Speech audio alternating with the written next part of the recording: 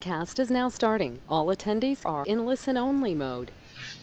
Good morning, everybody. We are doing an environmental review webinar, so thank you for attending.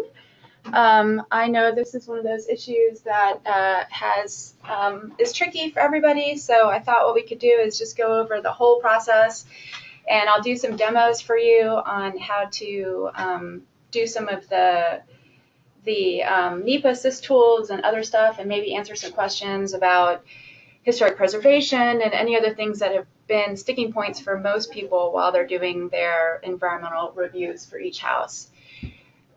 So just to start off, the agenda for today, we're going to go over what type of environmental review you'll have to do for the type of projects that you have. We'll talk about tiering, which is where we do the overall broad review when you get your contract, and then the site-specific review should be hopefully shorter for each house as you get the addresses. And then I'll go over each of the 16 statutes, laws, and authorities and how to properly document those. And then I'll even have a list at the end of who you might have to consult with for some of the types of projects that you have.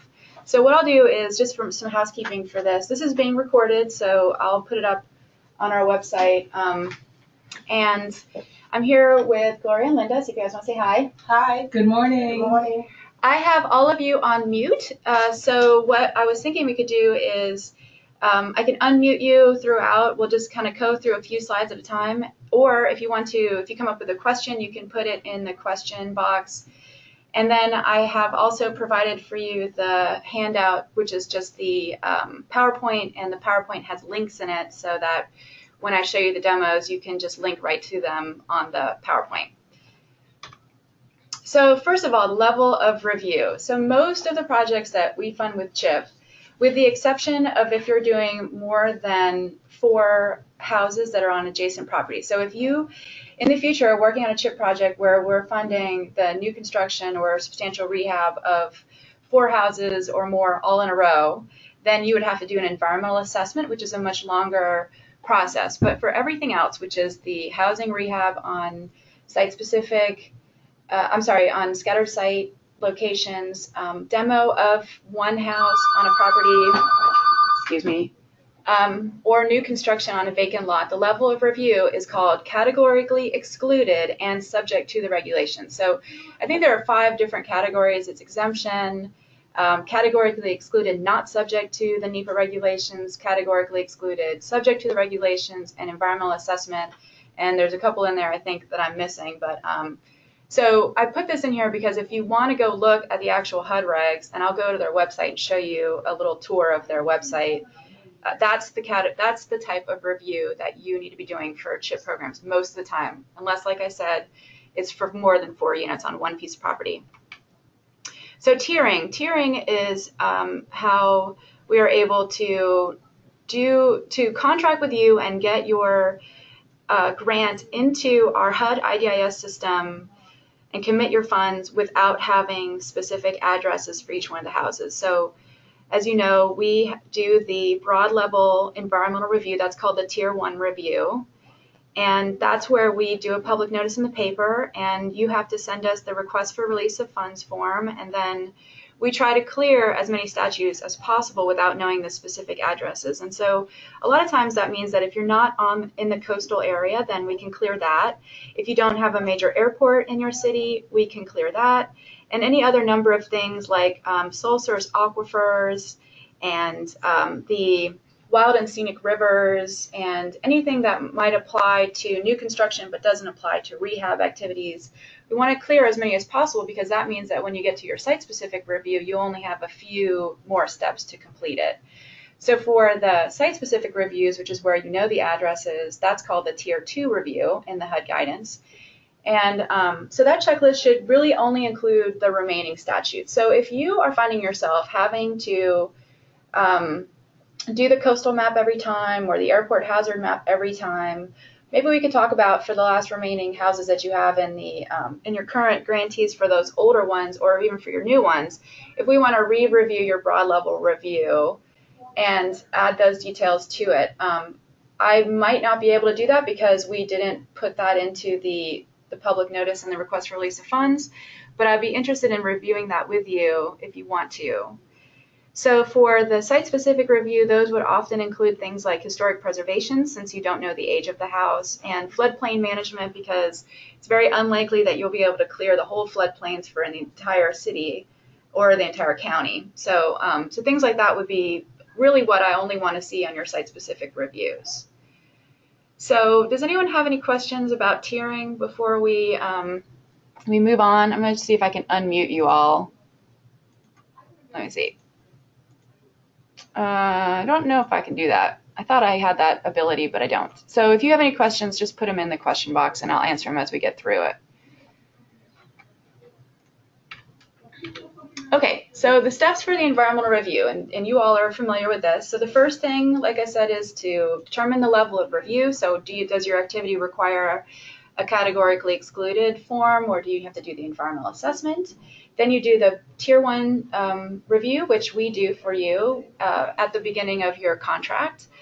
Then you put the public notice in the paper, which you've all done for the latest grants you've done. And we require a 15-day comment period for that, so the public can comment on the activity. Then you send us the request for release of funds. Nonprofits and public housing authorities have to skip this step because we only allow our local governments to have this permission. So then we have to wait 15 days for our comment period, and we never have any comments. And then we will send you the authority to use grant funds, unless you're a PHA or a nonprofit, in which case we send that to HUD, and then HUD sends us the authority to use grant funds after their 15-day comment period.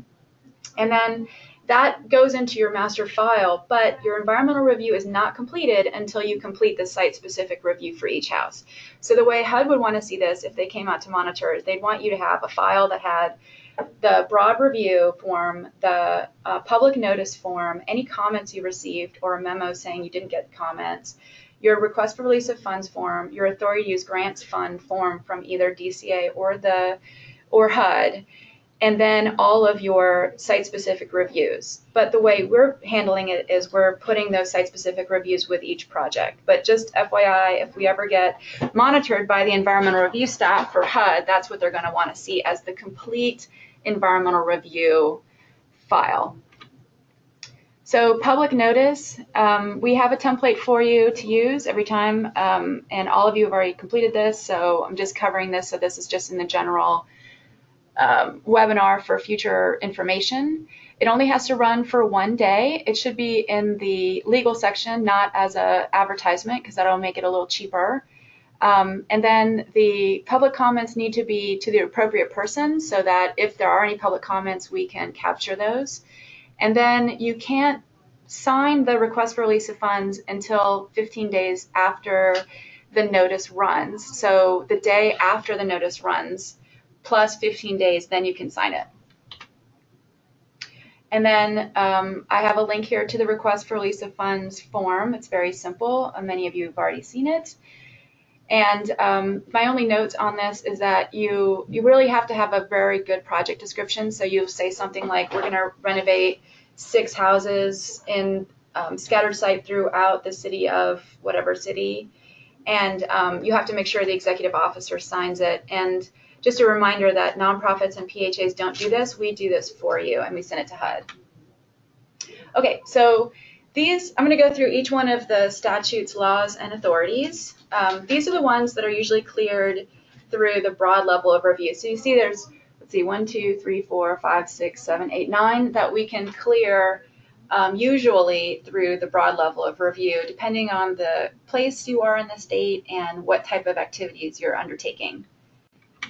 And then these are the ones, the 1, 2, 3, 4, 5, 6, 7, that have to be on the site-specific review, unless for some reason we're able to clear these through the broad level of review.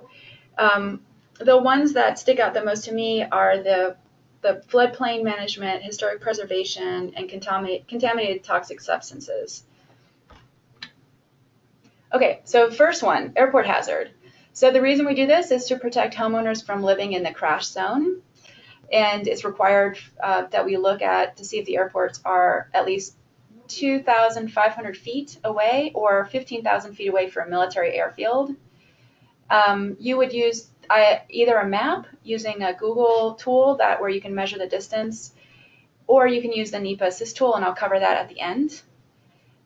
If you are working on a rehab in a house that is within 2,500 feet from a civilian airport, if it's going to be rehabbed, we can work on it, but we have to send a notice to the homeowner that they are in the potential crash zone, but we would not allow you to build in that area. So the next one is the Clean Air Act. This is for protecting people from air pollution or protecting the environment from air pollution. What we use is non-attainment area designation, which is where we're not allowed to add to the pollution, and these are usually only the metro Atlanta counties.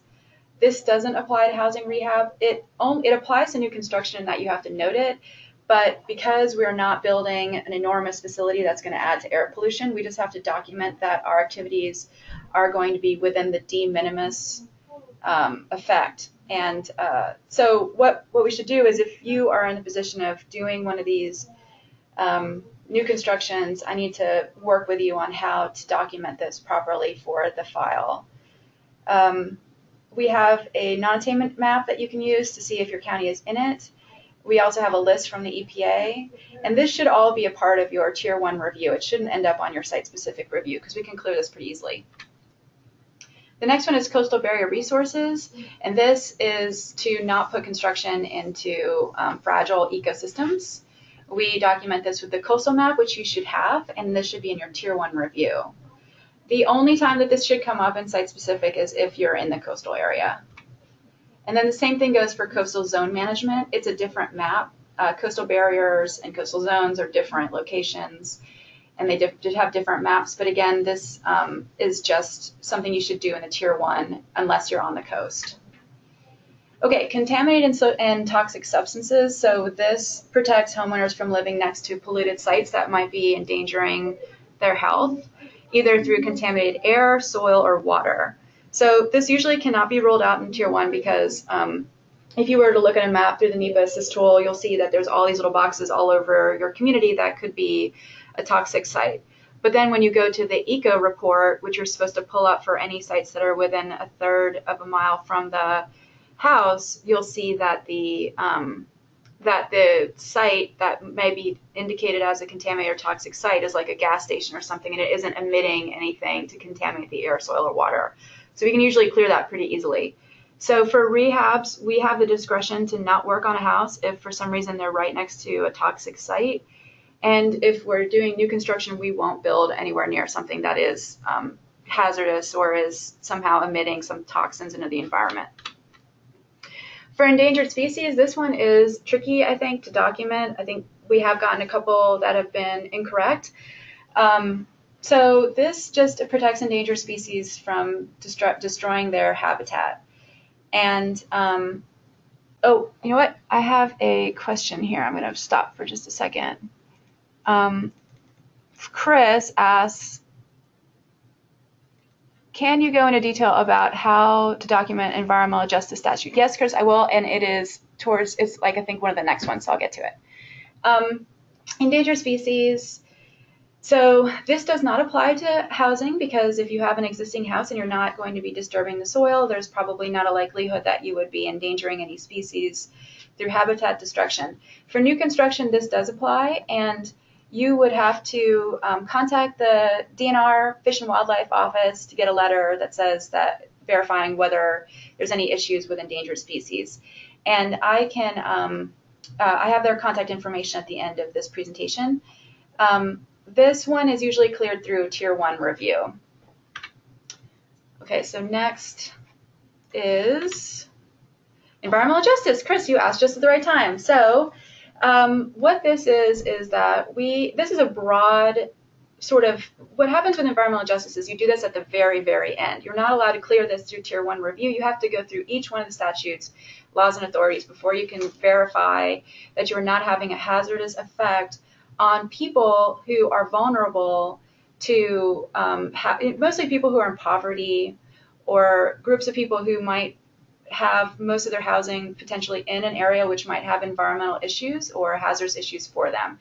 So when we talk about environmental justice, it is it's to guarantee that what we're doing and the activity that we're doing is not going to be harmful to the neighborhood that we're putting it in. So therefore, you have to clear everything, whether it's the environmental issues, whether it's disturbing historic property, whatever it might be, before you can say very definitively that we are addressing this. There isn't a documentation for this aside from if you check all the other boxes that say you're not having an adverse effect on all the other ones, then we can say we're not having an adverse effect on environmental justice. All right, explosives and flammables. So this is related to whether there is a, I can't remember, I think it's 100,000 or 1,000, I can't remember how many thousands of gallons of fuel in above ground storage tanks. So if there is and I'm sorry, I don't remember the statute exactly about how far the distance is, but if you're doing new construction, then you have to get a letter from your fire marshal saying that there are no new or planned above ground storage tanks near the area. Now, if there are new or planned above ground storage tanks within that designated space, and since I can't remember off the top of my head, I'll go and show it to you when we get to the HUD website. There is an opportunity to still build there. You just have to make sure that the above ground storage tank facility has the adequate berm to enclose an explosion if there should be one, because we certainly don't want to build a house next to some place that could explode. So that's what this is for. It doesn't apply to housing rehab. So you can clear this in the Tier 1 review if you're just doing rehab. Okay, farmland protection. This is to protect, oh, wait, Chris, you are being so helpful. You just answered the question. It says 1 mile is the distance. Thank you, Chris. So so this is to protect farmland from being overdeveloped into real estate. It doesn't apply to housing rehab because those properties are already in place.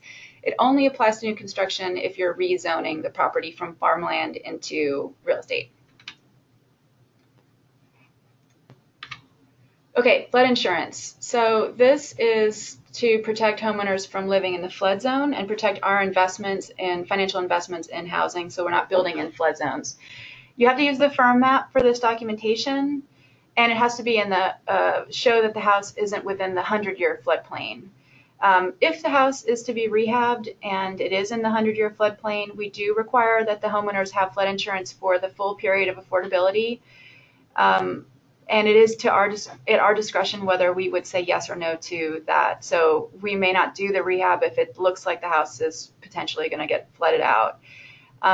And then for new construction, we won't allow you to build in the floodplain. Now, we do have special circumstances with the coastal areas, like particularly in Brunswick, where a lot of the community is in the floodplain.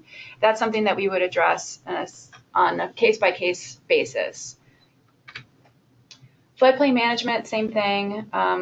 This requirement is more for constructing in flood zones, doing new construction of major developments, and there's certain rules that apply, and there's a bunch of analysis that you would do if you're doing a multifamily project. In our case, we just treat this the same way as we do the flood insurance requirement. Okay, historic preservation. This is a tricky one. So any house that is older than 50 years old, we have to review for historic preservation requirements. The State Historic Preservation Office is our resource. You can submit a Section 106 form to them. That's their form. And you have to wait about a month for them to get back to you. And then we usually send you a letter for approval, or they may have the approval letter, but they may have some conditions that you have to build into the work write-up. For instance, you have to make sure that the windows or whatever the exterior work meets the historic nature of the house. Sometimes they'll disapprove it altogether. I have worked with them one time where I was trying to demo a house when I worked for the city of Athens, and we were able to do the demo even though it was historically significant, but we had to go through a process of photographing all the housing and do all the historic review and public notice and everything, and then put the property documentation at the local library so that in the future someone could review it. So I mean, there are potential sometimes to work on these historic homes, but for the most part what you're going to see is just an approval letter. Now we also have an alternative way of handling this where you don't have to go straight to the State Historic Preservation Office.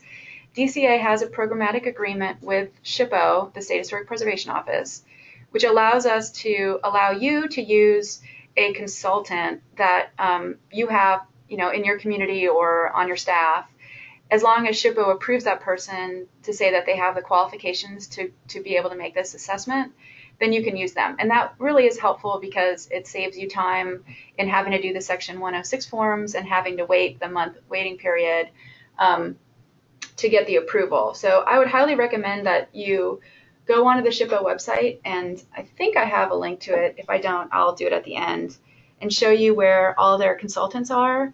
And if you have someone nearby, you might be able to use that person instead of going straight to SHPO. And then lastly, you would have to consult with the tribes in your area to make sure that they are okay with your work.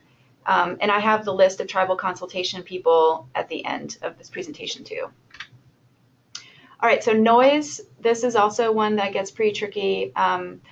Basically, you're protecting homeowners from hearing loss and other noise-causing hazards.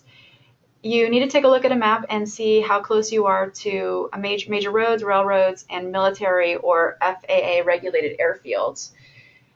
For rehab, if you are near one of these locations, you don't have to do the noise assessment, but you will have to note the noise attenuating measures that you're taking within the existing work write-up. So, for example, if you're already planning on putting in double pane windows, or if you're planning on putting in insulation, you want to note that in the work write-up and on the environmental review form. We're not asking you to do more than that.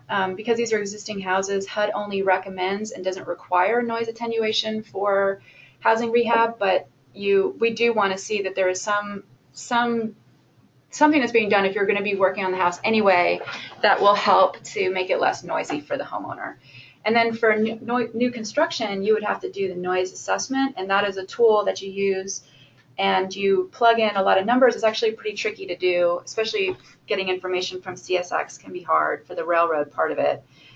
But I can walk you through it. I'm not going to cover it today, but I can walk you through how to do the noise assessment. You basically have to plug in all the numbers and then see if the decibel level is under 65 decibels. And if it is, you've cleared it. And if it isn't, then we may have to think about site plans or think about how to do better noise attenuation for those houses. And then, okay, sole source aquifer. This is a super easy one because there are no sole source aquifers in Georgia. So this is here to protect drinking water from contamination. All you have to do is use the sole source aquifer map on your Tier 1 review, and then you're done with this one. Wetlands protection. This one protects the wetlands from development, and you would use the mapper for this, the National Wetlands Mapper tool. It would be nice if we could do this all in the Tier 1 review, but unfortunately, a lot of times we have wetlands that are in your target areas, and it's very difficult to clear it all at once. But it would be helpful if you were able to do this mapper for the whole community and see if there are any wetlands that are in the neighborhoods that you're working in, then we can clear that during the Tier 1 review. But it is a pretty easy tool to use in comparison to the other tools, so it's not that hard to put it in the Tier 2 reviews, the site-specific reviews. Wild and scenic rivers. Again, this one's pretty easy. We have one wild and scenic river, the Chattooga, which is on the Georgia-South Carolina border. It's actually really pretty. I've been up there a lot. And this you can clear in the Tier 1 review. It's very unlikely that you're going to be working right on that river, so it's very easy to clear that one. Okay, we're done with the statutes, laws, and authorities. So if anybody wants to take some time to ask a question in the little question box, I'd be happy to answer it. Otherwise, we'll skip into the actual demo of the tools themselves. The first tool is the NEPA Assist tool. And by the way, I wanted to point out something too, that I've been wanting to do this training for a really long time, and I've been waiting to get HUD to DCA. They did an environmental review monitoring of the state earlier this year, and one of the recommendations was to come to us and do a very thorough training on how we train all of our grantees on how to do these.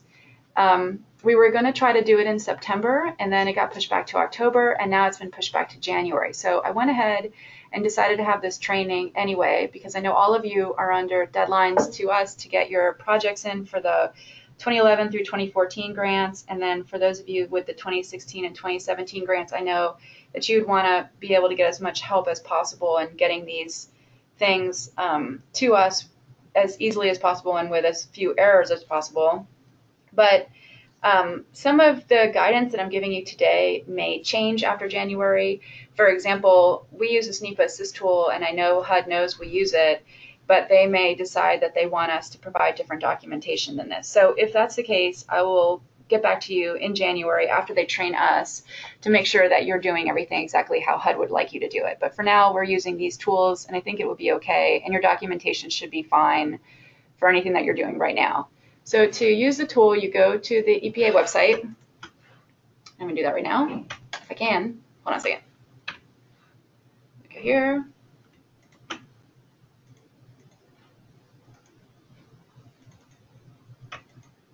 It's not working. Let me just copy and paste it into the, hold on a second, into a browser, and I'll pull this browser over for you too so you can see it.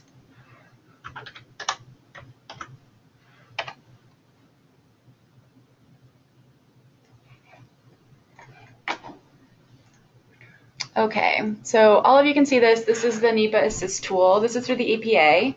NEPA is the National Environmental Protection Act, which is what all of these statutes, laws, and authorities, maybe not all of them, but most of them are covered in this.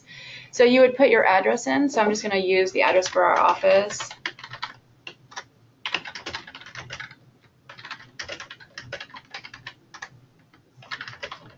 You put that in the box. You search for it, and then you pull up the tool. And thankfully it's working today. I know sometimes it's down, and that can be really frustrating. So you'll see that in the middle of the box here, there is the little pink cross. That's our address right there. So the next thing that I would do is I go down to off to the side where you select map contents on the upper right-hand corner.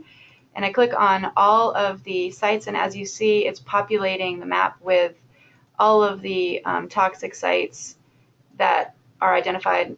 So it's hazardous waste, air pollution, water discharges, toxic releases, Superfunds, brownfields, RAD info, and Toxic Substances Control Act. I also like to put in the airport and the railroad. So I go down to transportation and I put airport points, airport polygons, which shows you the crash zones around the airport, the railroad lines. I can go in and do water features and put in wild and scenic river, solesource aquifer. I can go in and do non-attainment area, but I usually don't do this because if you look, when I click on this, it'll make this map really ugly because we're in a non-attainment area, so I don't usually use the NEPA Assist tool for this. You can go in and look at critical habitats. That one's not working. Oh, wetlands is the other one that you can use, but that one gets pretty hairy too when you put it on the map, as well as the floodplain map. So usually, hold on a second, let me put in the map. It's not on there, okay. All right, so I'm going to take the wetlands off. So then to get the actual report, you would scroll over to the cross where your address is and then right click on it. Oh wait, no, that's not what I do. You left click on it. You put a descriptor on there, which gives you the title of the report. So I'm going to put the address in. And then you can do the buffer as a half a mile out, or you can do it as like a quarter mile out. And then you do the NEPA Assist report. So the half mile out is good for the airport part of it, so I'm going to do that one first. And then I'll go back in and do the quarter mile out for the toxins. It takes a little while to load.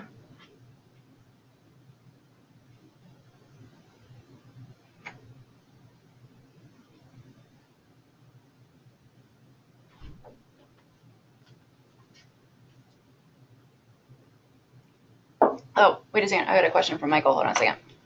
Let me see. What does Michael say? Okay, Michael, you said, can we use the DCA CDBG when to consult tribes under Section 106 form to clear the requirement without needing to consult with tribes? Tribal consultation should not require under those HUD standards in most cases.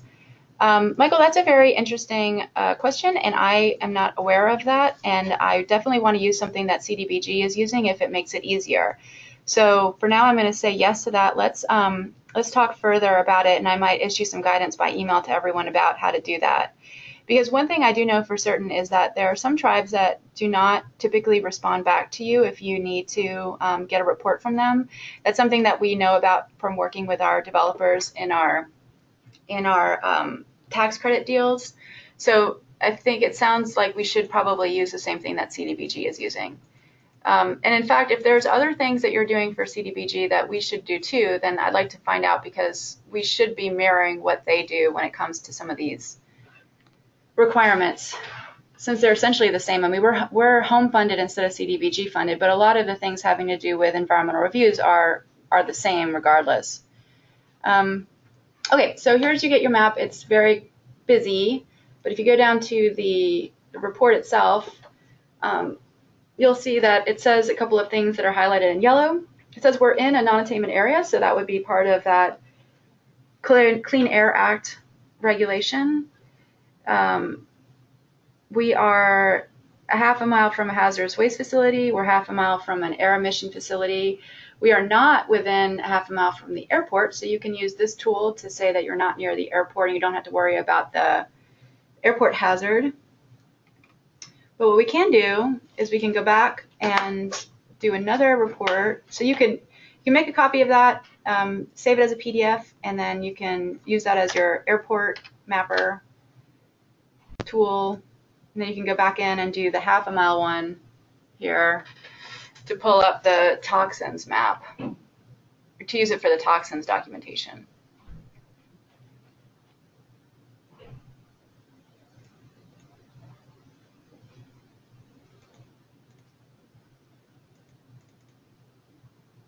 And of course it takes forever.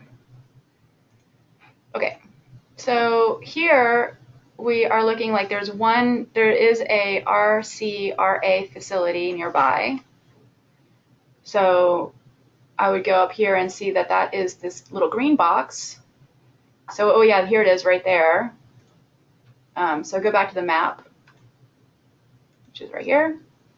And then I pull up I click on the X, and there are 22 sites in that area.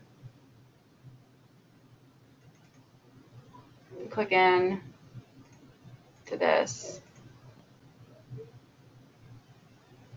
So there is a 3M Business Product Sales Center and Type Design. So those are the ones that are nearby. So I pull this up. So there's no biannual report data available for this facility.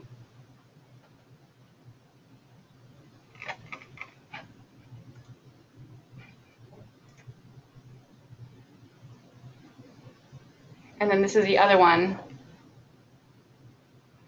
It is the, you don't know what the name of this one is. There's no report for this facility either. So you can print those out and you can put them with the mapping tool, and the way that let me go back and show you how we want you to do this. So this is the mapper itself, the actual report. So you would just, I'm not sure how you would print this. I mean, we have the Adobe as a printer, so I would just print it to the PDF, and then you can send it to us. So I'm not going to go through all that because you probably know how to do it, but if you have any questions, you can ask me about it later. So that's how you would use the NEPA Assist tool for both the airport hazard and the toxins. And then let me go back to my slideshow here. So the ECHA report. Okay, so here, this one is another report that you would use. Hold on, go back.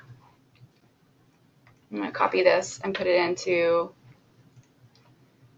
the browser. browser.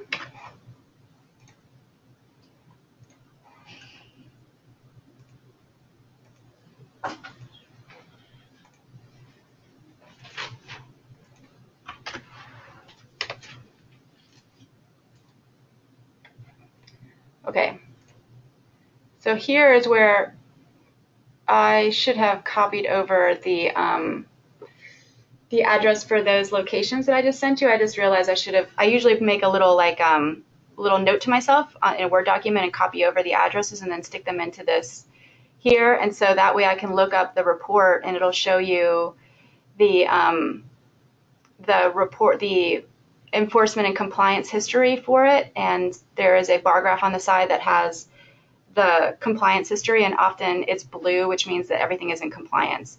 And I apologize that I forgot to copy over those addresses, but it's a pretty easy report to run, and so I would encourage you to do this. And then you would print a PDF of this too and put it in to show that the facility is completely in compliance, and that would go into your Tier 2 site-specific review also. I'm not going to do that right now because I don't have one of the addresses, and if I just put in my office address in or another random office, it's not going to have a report for it. But if you have any trouble with this, let me know and I'll go through it with you step by step. So let me go back to the next thing that was on the slideshow here, the firm map. So this is on the FEMA website. And again, let me copy this over. These are very tricky and I don't like using them, but they're what HUD wants us to use. So let me open this up. Oops.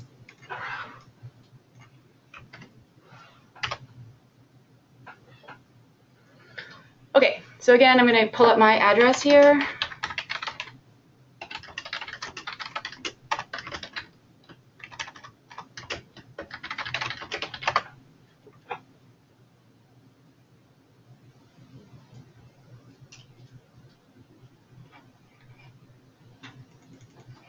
And then this is where you get the location map. Oops, didn't realize I was scrolling. So this is the map panel and the light blue line there. Forget how do you, let's see, I think I can't remember. I think I do this. It's been a while since I've pulled this open. I don't think that's right. Hold on a second. I'm going to view or print it.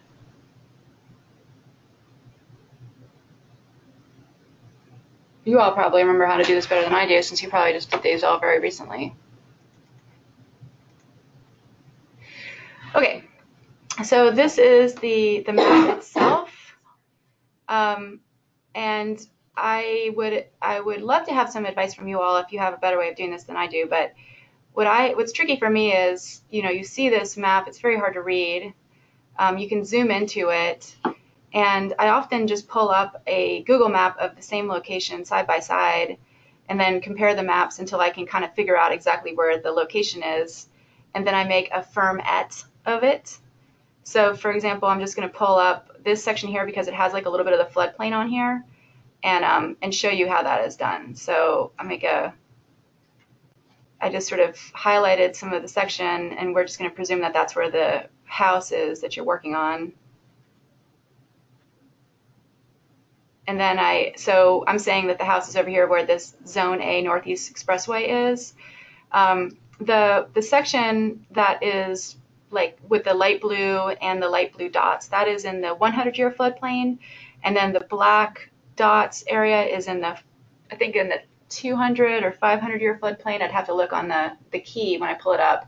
I have had some questions from people where the houses are in that location, and that's okay because it's not the 100-year floodplain, but I will say that FEMA is actively redoing all of their maps in light of all of the major disasters we've had recently and how the floodplain areas are getting bigger. So it could be that you pull it up today and it's like this, and then 6 months from now you might pull it up and they've expanded the 100-year floodplain out of the area. So I'm going to make a firm-et of this location. And that was the button that is on the left-hand panel on the bottom It's the longer button that says make a firm et.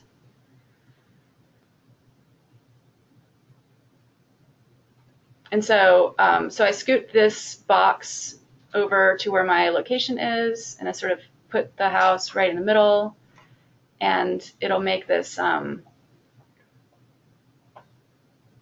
then I create it using Adobe PDF.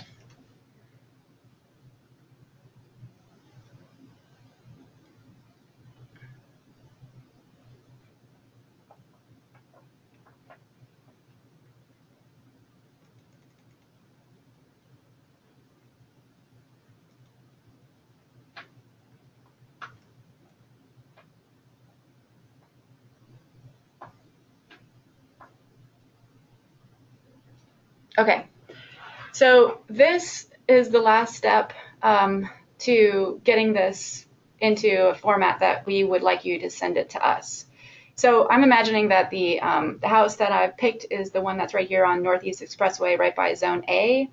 And so you would, with whatever software you have, or if you want to just like print it and then with a pen, draw a line to it and circle the address and say that this is the address it is. That way we know very clearly that this is the firm map, that that is the most current flood insurance information for this area, and that the house that you're selecting is not within the 100-year floodplain.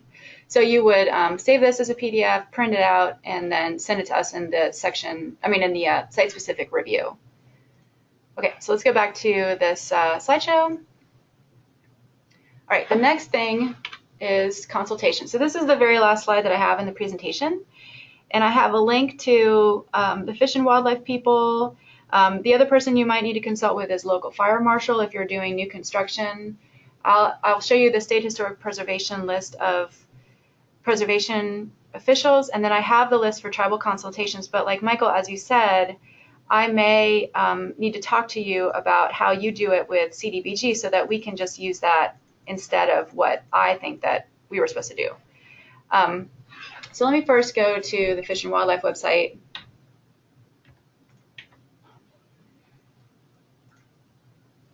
I don't know why these links aren't working for me, but I'm just going to go straight to their website.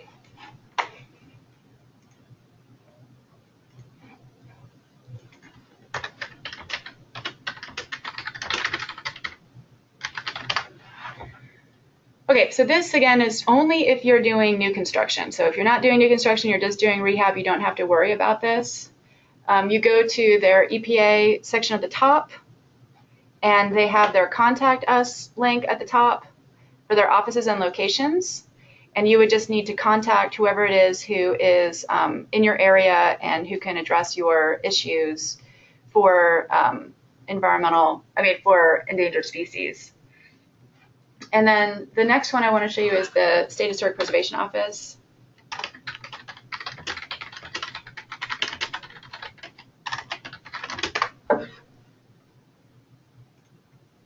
And I'm going to show you a couple of things here. They have their section 106. I don't know where that information is. Let me see.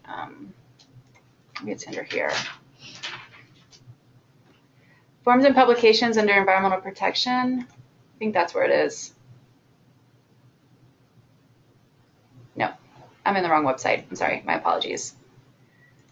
Let me try to search for it.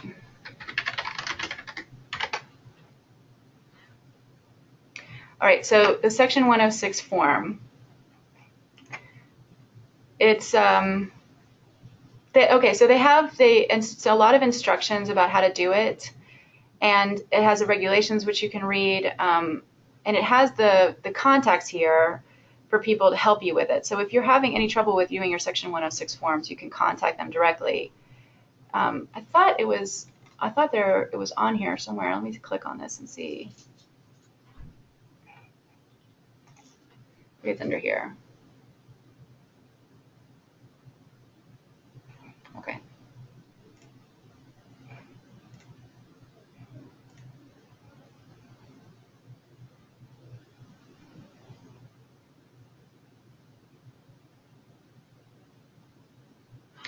I've been having a little trouble downloading stuff today. I don't know why that is. Might have to skip that part with you.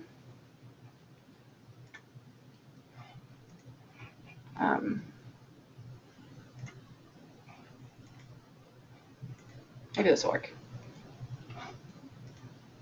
Oh, okay, there it is. Oh, this isn't the form that they use. All right, well, my apologies. I thought it was listed on their website, but this looks different from what I've seen SHPO ask people to fill out. So if you have any trouble with that, you should contact them and get the appropriate form to fill out.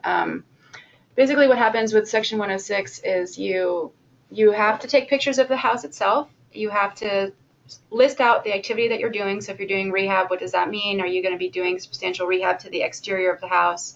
You have to take pictures of the surrounding house, which is called the Area of Potential Effect, or the APE. And then you submit that with, and you take, you pull out a map of the, usually you can use the tax map that has the parcels, and you can like note on the parcel map which one is the house and which ones are the photos of the houses around it. And you also have to note if it's in the historic district too. And you send all that to SHPO, and they should get back to you within a month. But then the other thing is that you should probably look into, if you haven't already, hiring somebody or contracting with someone who's one of their preservation professionals. And I don't remember where that list is. I have it somewhere, and I can send that to you if you need it. So if you're interested in contacting SHPO or getting the list of historic preservation officials who are registered with them as being somebody who can do these historic preservation reviews for you, I would be happy to share that information with you. And then let's see what the last thing is on my list is tribal consultation.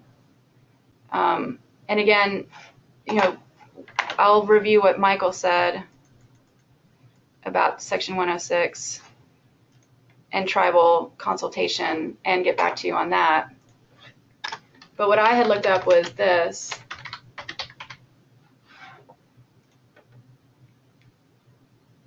And this is the list of the directory on the HUD website.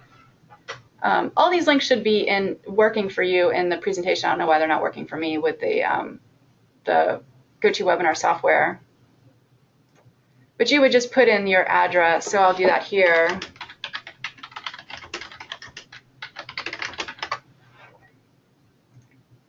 Oh, wait.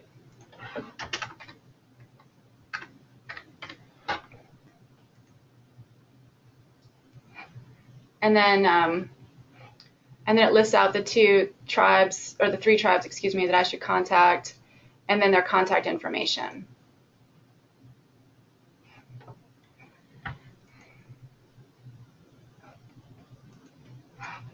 So that concludes this training for environmental reviews. I hope this is helpful. Oh, wait, I have another comment here from Michael. The Regional Commission HP Planner may be the best choice for help. Okay. Thank you for that recommendation. Does anyone else have any other questions before we conclude this? I know I went through it pretty fast, but I wanted to keep this under an hour and just go over everything, just gloss over everything briefly for you, and give you some ideas of what kind of documentation we expect to have on those site-specific reviews. But I would be happy to have a longer conversation with you about this later if you need more one-on-one help with filling out these forms or using the tools, because they can be pretty tricky. So unless anyone has any other comments or questions. Okay, Michael gave us the website here. Let me pull this up.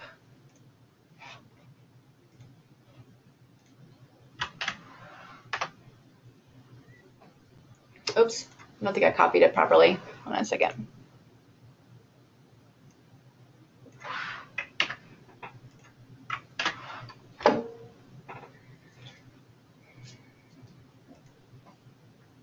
Let me see why that is. Let me see if I can, oh, here we go.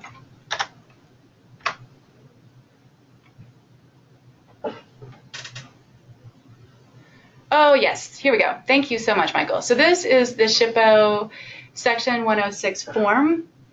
And like I said, you fill in the general information. The type of review would be Section 106, your contact information, the project type. So in this case, it would be rehabilitation or demolition, new construction, your project description. And they expect a lot of detail here. You can't just say renovating a house. You have to put in more information than that. Land disturbing activities would apply if you're changing the footprint at all in the house. And then if you have a related project, you'll want to, related being like nearby in the same neighborhood, or if this house has been done before for some reason, then it would be really helpful to them if you give them their HPD number. So they'll issue a number in their letter for you, and when you have those on file, it's helpful if you have done a lot of work in the same neighborhood to list out all of those numbers for them so they can pull that file, and they will be very thankful to you for that help. And then under F, you'll definitely want to say that this is in order to satisfy the application requirements as for a grant. The site information, whatever the use of the space was in the past, what is currently there, so you could say a single family home, let's say.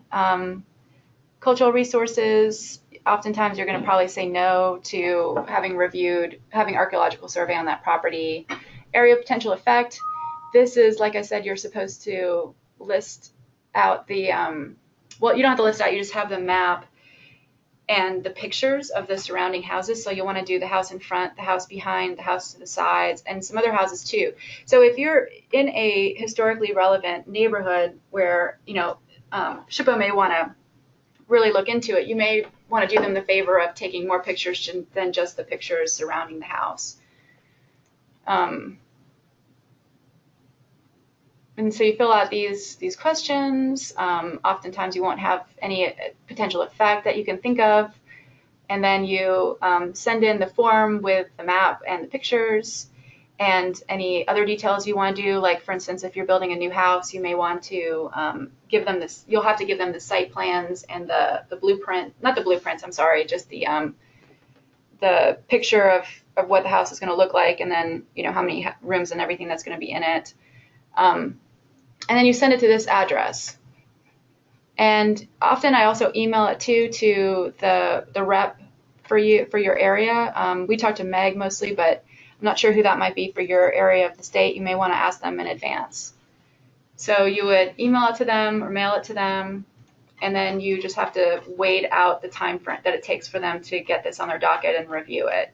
And if you fill it out all properly, you probably will hear back, and it'll just say that the letter will just say there was no effect, or that they don't anticipate there being an effect, or they may have some conditions for you. So Michael, thank you for this link. I will be sure to follow up with an email with this link, and I also will put in any other things that we talked about that we may need to further clarify or provide links for you. Okay, so if anyone has any other questions, please put them in the question box. Otherwise, I will close out this webinar.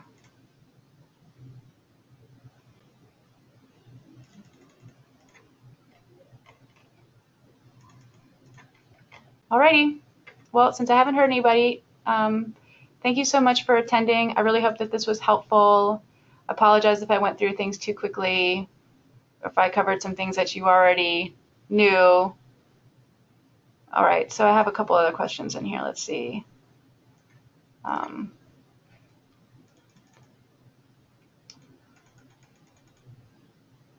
Okay. So Christopher asked, does HUD want us to use the worksheets? All right, so Christopher, this is a really good question, because this gets at what I said earlier about how I don't know what's going to happen after HUD comes and does the training with us on how they expect the documentation to be. So what you mean by the worksheets, and oh, I remember I was going to go through the HUD website real quick. I'll show you. Hold on a second. What you mean by that is these worksheets. So this is the environmental review page from the HUD website, and it gives you all the information that you need to know about it. I usually go straight to this related federal I want to make sure that you're seeing what I'm seeing. Okay, you are. All right. So related federal environmental laws and authorities, and I go to view resources here. And then this is where they list out by topic each one of them. So if I have a question about how much of a distance or what needs to be done for each one of these things, then I'll go to these things here. So for instance, what you were talking about, Chris, with the worksheets, let me pull up one that might be helpful. Let me think. Let me go to flood insurance. So this tells you everything about the flood insurance guidelines. It gives you in bold why, when it applies, when it doesn't apply. It has the FEMA map, firm map link, and then it has the worksheets, which is what you're talking about, the flood insurance worksheets or the flood insurance partner worksheets. So I open this up, and what I'm worried about is HUD's going to tell us that they want us to use these worksheets for every single one of these statutes that are on the site-specific review, and it can be pretty tedious and lengthy to get these documents, but it is a really helpful tool. And a lot of you who might be using the HEROES system, which is the HUD environmental review electronic system where you would fill all this stuff out online, would need to follow along and answer the questions for each one of these things in HEROES, and then it tells you that you've complied at the end. We're not authorized to use HEROES as far as I know. The states have not been given authority to use HEROES, and so therefore we can't pass that on to you to do for us, but soon everyone's going to be using HEROES. And the way it works is you would fill out these little boxes. So you'd answer the question one by one. In this case, it says, does the project involve mortgage insurance, refinancing, acquisition, repair, rehab, or construction of a structure, mobile home, or insurable personal property? Well, yes. So then you would click on this. Oh, enable editing. Excuse me. You would click on yes, and you would, yes, and then you would proceed to the next question. In this case, I've run a firm map. It gives you instructions step by step, and I say, no, it is not in the flood zone. And so then I go to the worksheet summary, and this is where it tells me I have to add the map and anyone I consulted with, and then that's it. And so I would print this out and put it in my Tier 2 review. I am not asking you to do that right now because I feel like just filling out the first sheet of our Tier 2 review forms that we've given you, and it really looks a lot like, here, I'll show you what it looks like. And you all are familiar with these because this is what you're using. Let me go back to this. But Chris, I don't know what they're going to ask us to start using the worksheets or not. I'm hoping that they won't, but they might need us to.